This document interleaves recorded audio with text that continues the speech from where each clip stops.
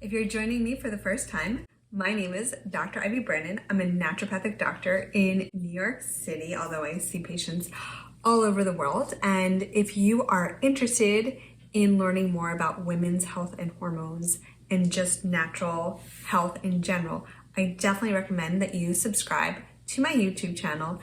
And if you like today's video, don't forget to like it. So today, I'm excited. We're going to be talking all about fertility and natural fertility and what you can be doing now to boost your fertility.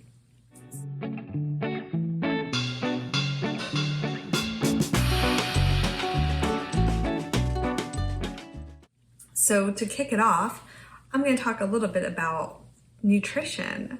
So there's so many different diets out there, and hands down, the diet that has gotten the most research and the most support when it comes to fertility and also cardiovascular health, diabetes, is the Mediterranean diet. And so the Mediterranean diet is a very optimal diet, not just for our female viewers who are looking to boost their fertility, but also our male viewers that might be joining us too about boosting their fertility. So what exactly is the Mediterranean diet? So it is based on populations that do live by the Mediterranean Sea. And the biggest parts or the biggest components of the Mediterranean diet are lots and lots of vegetables. So when I'm counseling my fertility patients on how to utilize the Mediterranean diet to boost their fertility, my recommendation is 4 to 6 cups daily of vegetables. Then protein, so varying protein. So with the Mediterranean diet, there's definitely an emphasis on fish. So typically, usually the recommendation is about 3 to 4 servings of fish per day, specifically because it's high in omega-3s. And if you're wary of mercury and PCBs, a great resource out there for figuring out what are the cleanest fish is the Safe Seafood Guide that's put on by the Monterey Aquarium.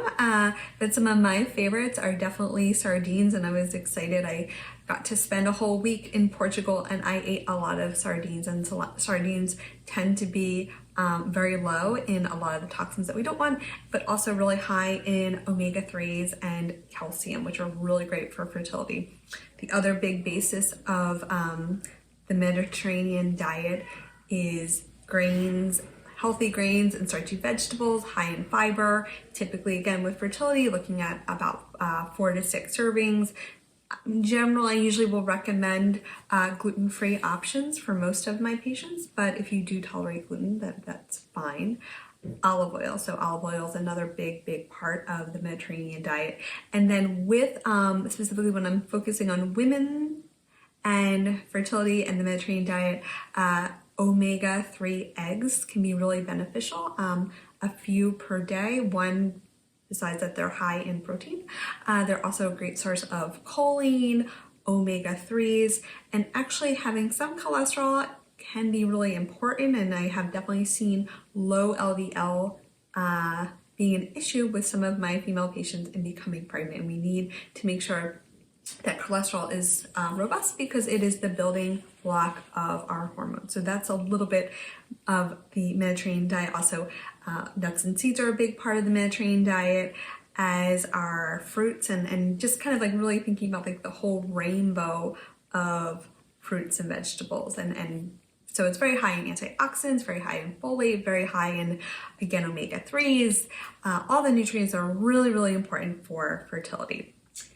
So what are some of the specific foods that might be helping with fertility? Again, like anything else, I would say definitely it depends, but making sure, one, that you're getting enough dark leafy greens, one, because they are a source of folate and other nutrients like vitamin A. And then when we think about also within like the leafy green category, thinking of like cruciferous vegetables, things like broccoli and Brussels sprouts, and these are really great for when it comes to detoxification and making sure that our hormones are well balanced, which is really important for fertility. Antioxidant rich foods, so a lot of like our dark purple grapes and berries, really, really important. Making sure that our antioxidants are very, very high.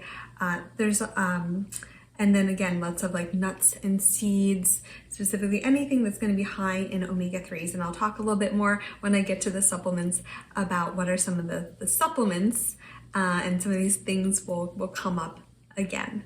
And you might be wondering, okay, so now I know what is good for me if I want to get pregnant. What are some foods that we should be avoiding? So one of the biggest things is refined carbohydrates and sugar.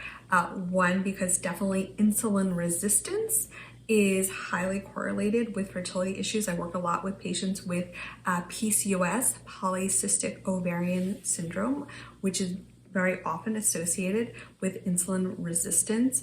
And one of like the quote unquote healthy foods that a lot of women think that they're eating and they think they're doing the right thing is morning breakfast cereal, so cold cereals. A lot of these actually are not the best thing to start your day, specifically if you are trying to get pregnant.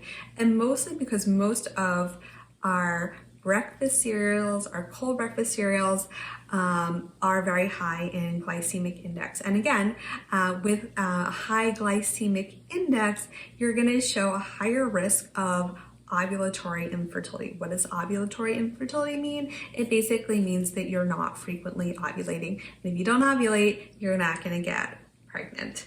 The other kind of like quote unquote food that you might be surprised, skim milk and just low-fat milk products in general. So low-fat skim milk products, specifically consuming about 2 to 3 servings of these foods per day, have also shown to increase the risk of ovulatory infertility. So if you think about, you have like the cold breakfast cereal with the skim milk, probably not the best breakfast option if you are trying to get pregnant. The other 2 things that you have to be careful with, excess caffeine. So having some caffeine, whether it's green tea, coffee, these are actually really high in antioxidants, which can really help with pregnancy and fertility, but a little goes a long way. So if you are having excesses of 300 milligrams of caffeine per day, this could really greatly reduce your chances of getting pregnant. So you want to maybe cut back on like the huge, like the venti lattes or any of these like it's like the Red Bull drinks. So really being mindful of caffeine. And then the other food or beverage that you want to be careful with is alcohol. So limiting alcohol to no more than 5 drinks, although typically I'll usually even counsel my patients to keep it to 3 and no more than 1 per event or 1 per like night. So having more than 5 drinks per week has definitely shown reduction in infertility, and then it even gets worse when you're exceeding it more than that, so like 10 drinks per week. So definitely if you're trying to get pregnant, I mean ideally would be no alcohol, but I know that some of us like to have fun, so limiting it to about 3 drinks per week, and again no more than 1 per event. So what are some of the supplements that I often recommend when it comes to fertility? What is good for fertility? So you're probably already thinking, oh, I'm gonna just like recommend a prenatal vitamin, or the prenatal vitamins are the best. Well, because with my practice, I'm very, I tailor everything to my patient, and it's very individualized. I don't necessarily always prescribe prenatals because nutrients vary greatly from patient to patient, and I'll talk a little bit more about why that is. So I guess like topping my list for sure when it comes to fertility is folate, and not just any folate, but methylated folate. And the reason being is that a certain percentage of our population doesn't actively methylate folate, so it doesn't activate folate. And the whole point of folate in general is to donate methyl groups. And you don't really need to know why that's so important, but it's important basically for fertility. It's important for DNA synthesis, and typically, usually at a minimum, I would say 800 micrograms, but often with many of my patients, I would actually even dose a bit higher. So methylated folate over regular folate. Vitamin E, so basically any of our antioxidants, so vitamin E, vitamin C, but vitamin E in particular, really important for endometrial thickness. And basically, if you don't have a thick enough endometrium, the egg is not going to implant. And I definitely have actually seen with proper vitamin E supplementation, was able to correct this in a few of my patients. And then the other kind of key, I'll kind of like lump them together. So one really important thing that we want to make sure that is operating properly if we want to get pregnant is our thyroid. So thyroid nutrients, things like iodine and selenium. And then selenium is also important because it's also in the antioxidants. Zinc is very, very important.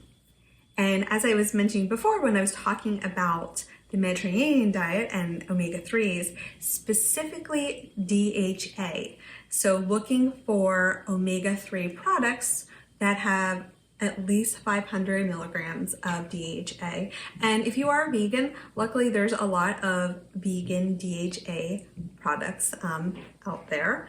And one of the things I always like to say is, so the big important reason that DHA is so important, it's for the basically building up our baby's brain.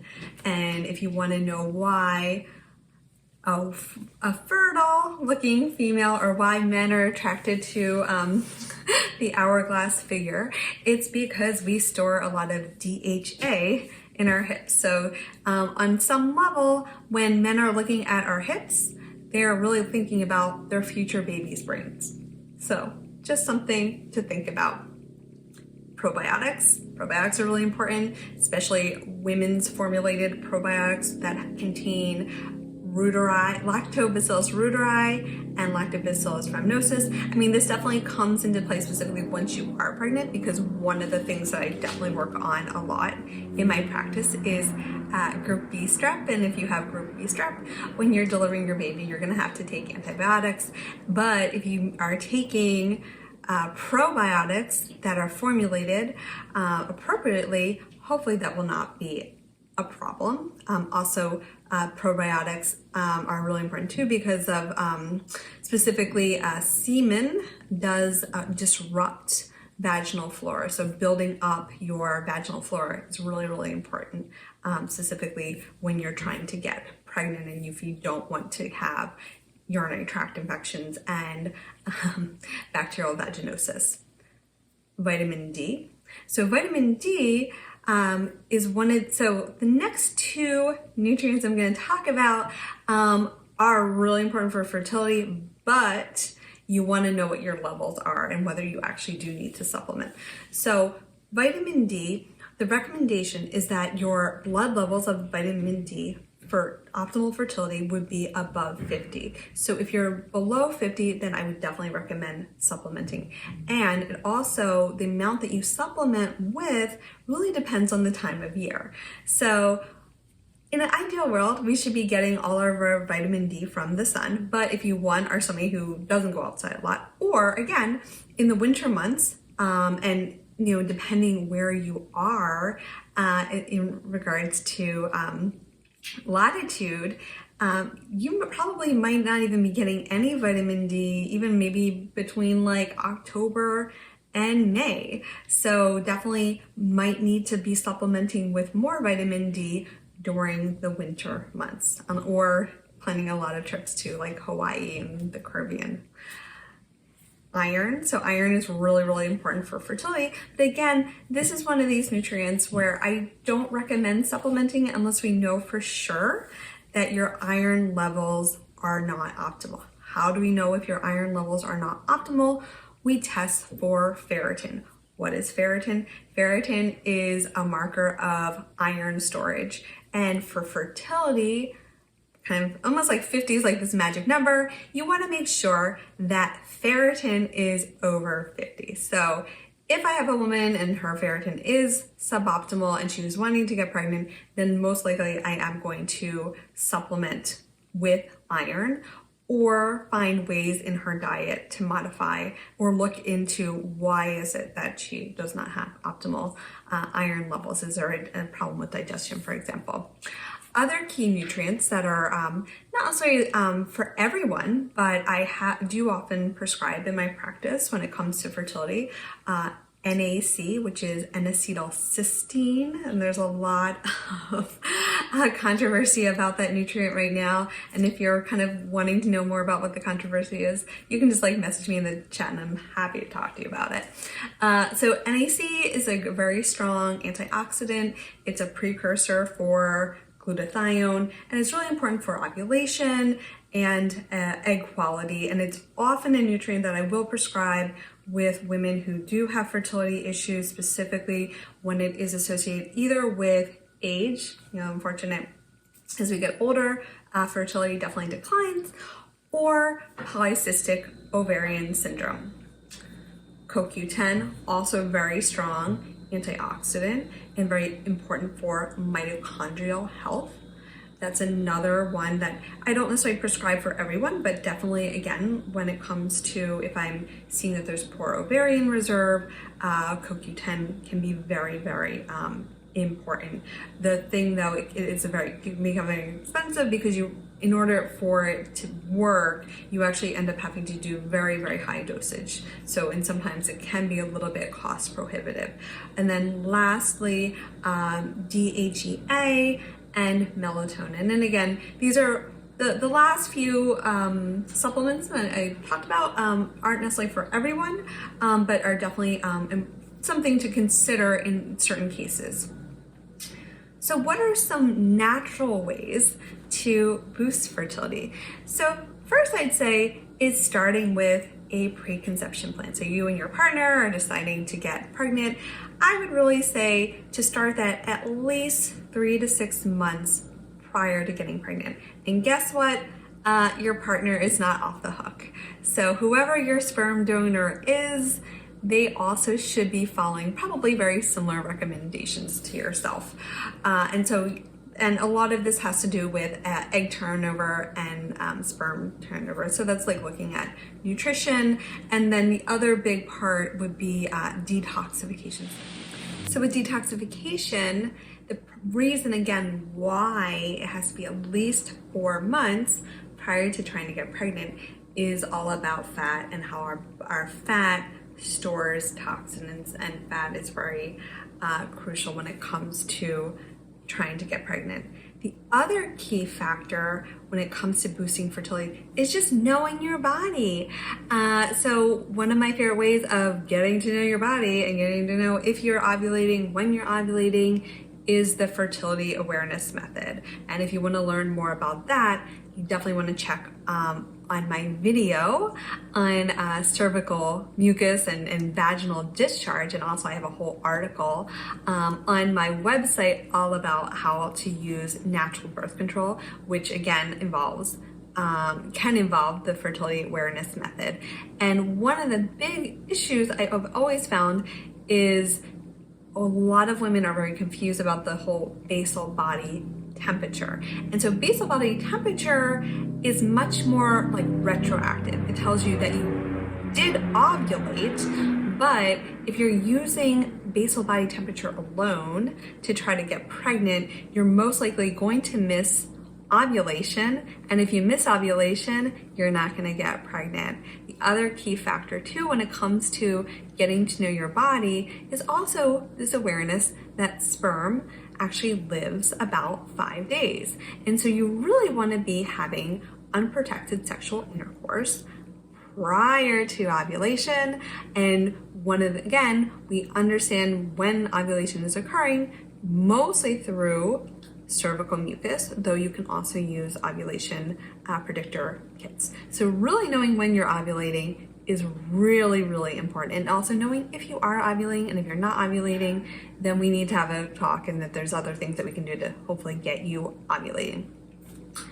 Stress management. So stress management definitely is really important prior to trying to get pregnant, because stress is going to, one, throw off ovulation and reduce the amount of times your ovulation. It's going to kick up oxidative stress, so you're going to have an impact on egg quality and just with your hormones in general. So getting proper stress management techniques in place, whether it's meditation, perhaps maybe therapy, acupuncture can really be good, but really getting into stress management. Exercise. So exercise is really important for fertility, though of course you have to be careful because too much exercise can cause anovulatory cycles, but exercise is very important, one, because it can help with stress, and also weight maintenance, because there is actually optimal weight range, both for trying to conceive naturally, but even for women who are looking to do IVF, IUI, or even if you're looking to freeze your eggs, definitely maintaining a healthy weight is really important. And then I'd say the last important piece when it comes to boosting fertility naturally, I mean, we've already talked about the Mediterranean diet in the beginning. The last really important piece I'd say is sleep, and making sure that you're getting restorative sleep. So sleep is really important for ovulation, and also during sleep is when we really basically are breaking down a lot of our free radicals, and free radicals are increasing oxidative stress, having impact on our egg quality, also our partner's sperm quality. In fact, actually, I think it was last month, I gave a whole talk on sleep and how sleep has an impact on fertility. So hopefully you found that helpful. I know I threw a lot on you, and also I'd have to say that fertility definitely is an individualized journey, and it is really important to look at the root cause. If you're under the age of 35 and you've been trying for 6 months and you've been unsuccessful, or over 35 trying for a year and unsuccessful, it's time to definitely look into some professionals, both for you and your partner, to investigate what is going on. Anyway, hopefully you liked this video, and if you did like it, don't forget to like it, and don't forget to subscribe to my YouTube channel, because I would hate it if you missed all the great content that I'm producing. And again, my name is Dr. Branin. I'm a naturopathic doctor. Really looking forward to seeing you next time. Take care.